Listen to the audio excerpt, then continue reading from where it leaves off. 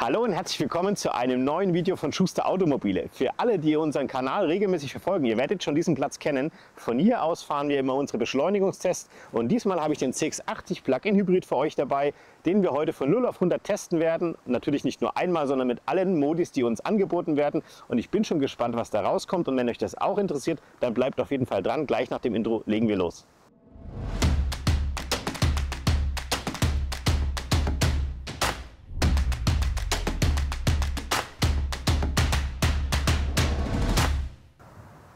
Heute steht also mal wieder ein Beschleunigungstest auf dem Programm und ich sagte ja gerade schon, CX-80 Plug-in Hybrid habe ich heute für euch vorbereitet.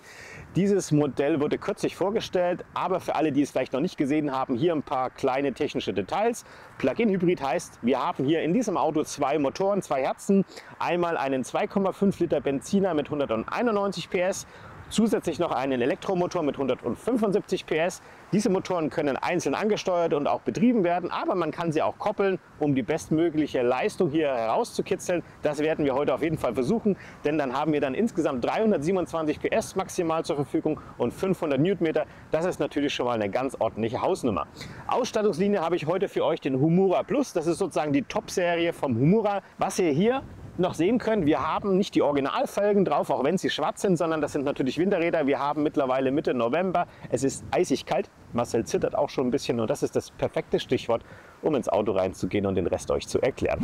Heute ist wirklich unangenehm draußen, ich glaube bei 2 Grad Außentemperatur haben wir auch noch nie einen Beschleunigungstest gemacht, also nicht gerade optimale Bedingungen für ein Fahrzeug mit einem E-Motor und natürlich auch einer Hochvolt-Batterie drin, den die mag es normalerweise nicht extrem belastet zu werden, wenn es sehr, sehr kalt draußen ist. Wir sind gerade schon so ein Stückchen mal auf der Autobahn unterwegs gewesen, damit alles auch richtig warm ist, wie zum Beispiel auch das Motoröl. Ganz, ganz wichtig bei solchen Beschleunigungstests. Apropos Beschleunigungstest, lasst uns mal kurz über den Ablauf heute sprechen. Damit alles wirklich auch möglichst präzise ist, haben wir hier ein GPS-Messgerät. Das heißt, dieses Gerät misst die tatsächliche Geschwindigkeit. Wir orientieren uns hier also nicht am Tacho und gibt uns dann natürlich auch den exakten Wert und sehr, sehr genau eben auch wieder, damit das wirklich auch vergleichbar ist.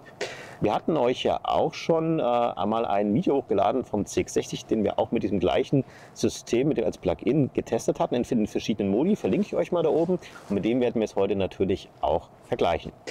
Jetzt stellt sich natürlich die Frage, wie beginnen wir? Wir werden heute erstmal mit dem sogenannten vollelektrischen Modus starten, das heißt da von 0 auf 100 fahren, denn im Moment befindet sich der Akku noch in einem relativ hohen Ladezustand. Wir haben im Moment 89%. Das reicht aber vom Beschleunigen vollkommen aus. Erst ungefähr so bei ca. 20% oder tiefer merkt man dann, dass die Leistung doch deutlich abnimmt und dadurch dann eben nicht mehr die bestmöglichen Werte erzeugt werden. Dann werden wir die verschiedenen Modi, die uns zur Verfügung stehen, nacheinander testen. Und tatsächlich gab es da auch Unterschiede zwischen den Modis. Das heißt, wie schnell wir dann am Ende gefahren sind, unterschiedliche Schaltvorgänge. Und da bin ich heute auch ein bisschen gespannt drauf, denn beim letzten CX-60-Test, da hatten wir so einen kleinen Überraschungssieger. Das war der sogenannte Offroad-Modus, mit dem wir die Werksangabe tatsächlich deutlich unterschreiben konnten. Da waren wir selber ein bisschen geflasht dadurch.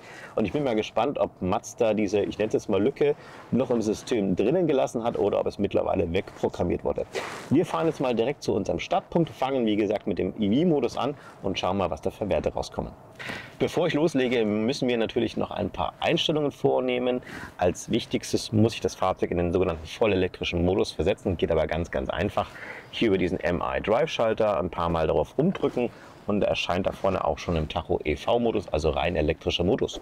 Man kann im System das auch als Standard hinterlegen, das nennt sich dann Priorität EV, ist gerade für die besonders interessant, die zum Beispiel eine PV-Anlage daheim haben, also rein elektrisch tanken und fahren wollen, ist natürlich der sparsamste und günstigste Modus für euch.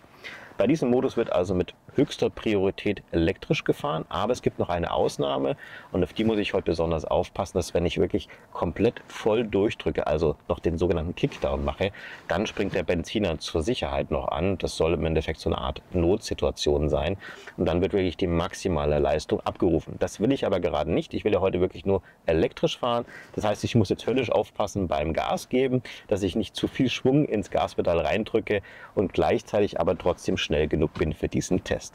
Das ist jetzt sozusagen die Herausforderung. Wir fahren jetzt gleich mal zu unserem Startpunkt. Ich bin jetzt gerade noch so eine Einfahrt drin Und ja, ich habe gesagt, wir starten gleich mal los. Ich tue jetzt parallel dazu schon mal das Traktionskontrollsystem ausschalten. Ich glaube nicht, dass das heute zum Problem wird, trotz Winterräder und ganz, ganz leicht nasser Fahrbahn.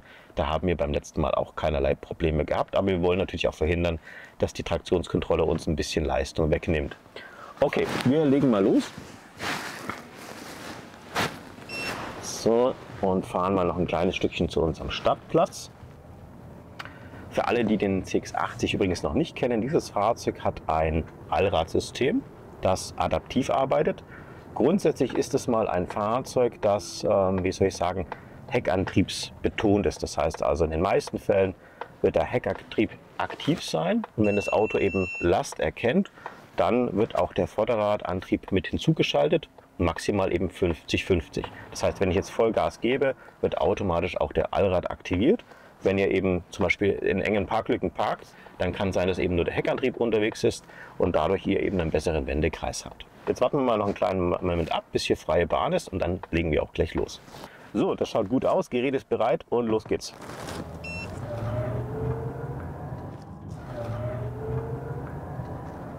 Jawohl. Geht schon ganz zügig, ich würde sagen, für den Alltag wirklich perfekt, vollkommen ausreichend. Und 100 sind gleich erreicht. Jawohl, jetzt haben wir es. Jetzt haben wir von Wert 15,14 Sekunden. Das ist jetzt natürlich hier kein Feuerwerk. Hängt natürlich auch mit dem Gewicht dieses Fahrzeuges zusammen. Wir haben ja hier ein Gewicht von ungefähr 2,2 Tonnen. Sogar ein bisschen mehr, weil wir natürlich hier auch mit 2 Personen drin sind. Und 175 PS ist jetzt natürlich auch nicht die Mega-Leistung für dieses Gewicht.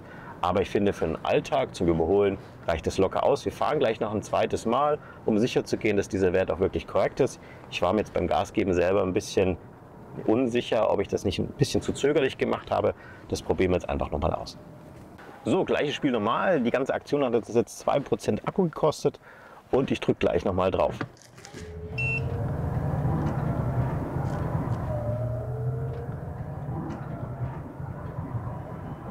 Jawohl. Mal schauen, ob wir es toppen können.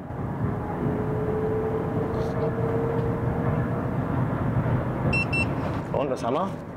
Ganz, ganz leicht. Ganz, ganz leicht. Also wirklich sehr, sehr konstante Werte. Ich hatte jetzt die Hoffnung, dass es ein bisschen schneller war.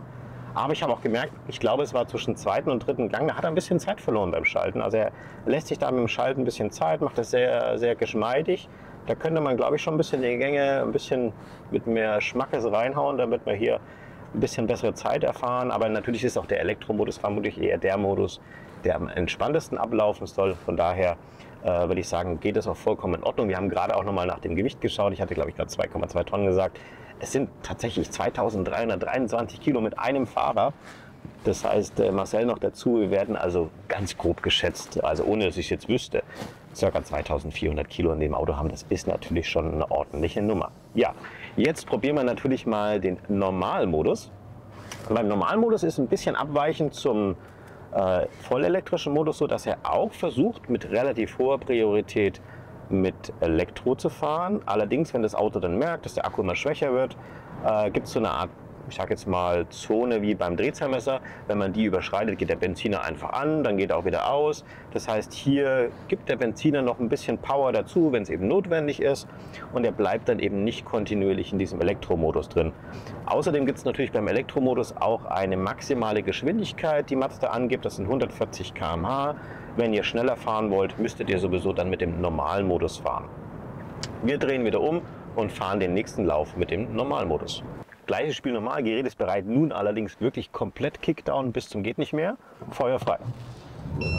Benziner geht sofort an. Ja, das ist natürlich schon ein anderes Gefühl. Wahnsinn. Der hängt dann schon ganz anders am Gas. 6,6 Sekunden. Das ist jetzt schon sehr schnell. Ungewöhnlich. Also Werksangabe beim CX-60 waren 5,9, wenn ich es richtig im Kopf habe. Bei dem Auto 6,8, oder? Ja. Also ich schaue nochmal auf die Zettel, aber Okay. doch, 6,8. Und das ist ja hier das Humura Plus Modell, also der schwerste auch noch. Krass. Und das im Normalmodus. Dann bin ich jetzt mal gespannt auf die anderen Modi. Wir fahren das auch nochmal. Akku ist jetzt gerade bei 81%, also man merkt schon, das kostet schon Energie. Ist ja klar, ich meine diese 2,3 Tonnen, 2,4 Tonnen die wollen natürlich auch bewegt werden. Aber das war jetzt schon ein richtig cooles Gefühl. Wahnsinn, wie der durchschiebt. Auch vom Antriebsstrang her, jetzt waren die Gänge wesentlich flotter drinnen, genauso wie man sich das eigentlich wünscht, wenn man voll drauf drückt. Okay, probieren wir nochmal. So, zweiter Anlauf, Normalmodus, ihr kennt das Prozedere, einfach voll drauf. Benziner ist sofort da und Elektromotor kommt und der schiebt. Wahnsinn, krass. Und Tick langsamer, 6,78 Sekunden, also minimal langsamer, 0,166. Aber ich würde sagen, das liegt also absolut im Rahmen. Kommt wahrscheinlich immer ein bisschen drauf an, wie ich das mit dem Gaspedal mache oder natürlich auch, wie die Gänge dann halt in dem Moment geschaltet werden. Schön. Kleiner Funfact am Rande, vielleicht kannst du das mal so ein bisschen mit einfangen. Akku wird tatsächlich jetzt von Versuch zu Versuch immer wärmer. Vorhin waren wir von der Anzeige her, keine Ahnung, so irgendwo zwischen dem ersten Strich und dem zweiten Strich. Jetzt sind wir so genau beim zweiten Strich ungefähr. Das entspricht etwa 10 Grad, was ja aber immer noch relativ kalt ist für so einen Akku. Normalerweise fühlen sie sich besonders wohl so bei 25 Grad. Da haben die also maximale Leistung und auch maximale Reichweite. Aber ich finde, der gibt schon ganz ordentlich Schub mit dazu. Jetzt probieren wir natürlich mal den Sportmodus. Der war tatsächlich beim CX-60 noch mal ein ganzes Stückchen schneller. Ich glaube, wenn ich mich hier erinnern kann, 0,3 Sekunden in etwa. Und da bin ich jetzt eben auch gespannt drauf, ob der hier noch mal was rausholen können. Das wäre ja wirklich schon fast ein Wunder. Dann hat Mazda ja eigentlich schon fast die falschen Angaben im Prospekt hinterlegt. Oder aber die haben die Software noch nicht angepasst. Das schauen wir uns gleich mal an. Wir treffen uns gleich wieder zum ersten Durchgang Sportmodus. Bevor ich starte, ganz kurz mal ein paar Worte zum Sportmodus. Das wird auch immer wieder gerne gefragt, was verändert sich denn dadurch tatsächlich? Und grundsätzlich ist es so, dass zum einen mal natürlich das Getriebe sportlich arbeitet. Das heißt, die Gänge werden ein bisschen länger ausgedreht. Die Schaltvorgänge werden etwas kürzer. Das Auto wird tendenziell auch eher mit einer höheren Drehzahl fahren, um sozusagen immer angriffsbereit zu sein. Ein weiterer Vorteil ist, dass auch immer der Benziner mitläuft, das außer der Ampel natürlich, aber ansonsten werden also immer versucht, beide Motoren gleichzeitig zu nutzen. Deswegen ist er auch sehr, sehr beliebt. Und zusätzlich auch die Gaspedal-Kennlinie ist ein bisschen angepasst. Das heißt, dass hier eben, dass sich ein bisschen sportlicher, dynamischer anfühlt. Das heißt, das Auto ein bisschen bei kleineren Bewegungen schon etwas stärker reagiert. Auch der Allradantrieb wird schon vorkonfiguriert darauf, dass es jetzt gleich richtig losgeht. Jetzt ist gerade unser GPS mal so runtergeflogen. Also wird darauf konfiguriert, dass das also gleich richtig rumpeln wird. Also wahrscheinlich schon sehr, sehr stark im Allradmodus drinnen ist. Wir befestigen jetzt erstmal wieder schnell unser GPS-Messgerät und dann geht es gleich weiter. Wir haben alles wieder dran geklebt. Hat wahrscheinlich die G-Kräfte nicht ausgehalten.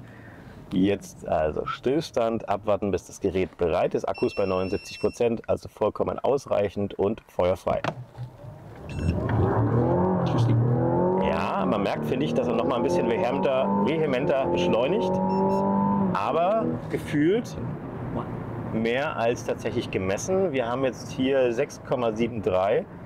Das heißt also im Endeffekt ähnliche Werte wie mit dem Normalmodus. Er kann tatsächlich jetzt hier keinerlei Vorteile mehr rausarbeiten. Wir werden es noch mal ein zweites Mal probieren. Vielleicht haben wir da mehr Glück, dass dann einfach die Schaltvorgänge noch ein bisschen besser klappen. Aber trotzdem sind das ja natürlich coole Werte, weil wir haben ja eine Werksangabe von 6,8 Sekunden, die wir hier schon mal unterbieten konnten. Wir sind wieder an unserem Punkt angekommen. Ich bin jetzt hierher mit dem Charge-Modus gefahren. Wir konnten wieder so ein bisschen Akkustand gewinnen. Vielleicht bringt das ja noch ein bisschen was. Und los geht's. Der zieht schon echt gut. Und ich finde auch vom Schalten her ist der Sportmodus schon irgendwie noch mal ein bisschen aggressiver. Aber tatsächlich so von den Werten können wir jetzt hier nicht mehr wirklich was rausholen. Wir sind sehr, sehr konstant, ungefähr knapp unter der Werksangabe. Ja, dann bleibt eigentlich nur noch eins übrig, den Überraschungssieger vom letzten Mal zu aktivieren, den sogenannten Offroad-Modus. Bei dem ist es tatsächlich so, wie der Name schon sagt, sollte man ihn eigentlich im Offroad-Bereich aktivieren. Das heißt, hier auch nochmal ein bisschen andere Kennlinien, ähnlich wie beim Sportmodus, allerdings nicht ganz so späte Schaltvorgänge. Allradmodus ist grundsätzlich sehr, sehr stark schon aktiviert, also wahrscheinlich die Konstante auf 50-50. Motor läuft immer mit, also das ist sehr ähnlich wie Sportmodus. Unterschied zum Sportmodus ist, dass da nochmal so eine Art, ich nenne es jetzt mal elektronische Differentialsperre eingebaut ist. Das heißt, wenn ihr eine Verschränkung habt irgendwo im Gelände, das heißt also, dass das zum Beispiel vordere rechte Rad in der Luft hängt, das hintere linke Rad auch, dann wird ein normaler Allradantrieb bei so einem SUV einfach stehen bleiben. Da würden diese zwei Räder sich durchdrehen, da würde nichts passieren. Und das Auto macht eben Folgendes, ähnlich wie ein ESP, erkennt es diese Situation und blockiert die Bremse an dem vorderen rechten Rad oder an beiden Rädern, und dadurch wird das normale Differential dann die Energie wieder zu dem Rad leiten müssen, was eben Grip hat, und dadurch kommt er aus solchen Situationen raus. Das macht er aber tatsächlich nur im Offroad-Modus. Wenn ihr das im Sportmodus machen würdet, im Normalmodus, würde er in so einer Verschränkungssituation, wo zwei Räder in der Luft sind, einfach nicht mehr weiterkommen.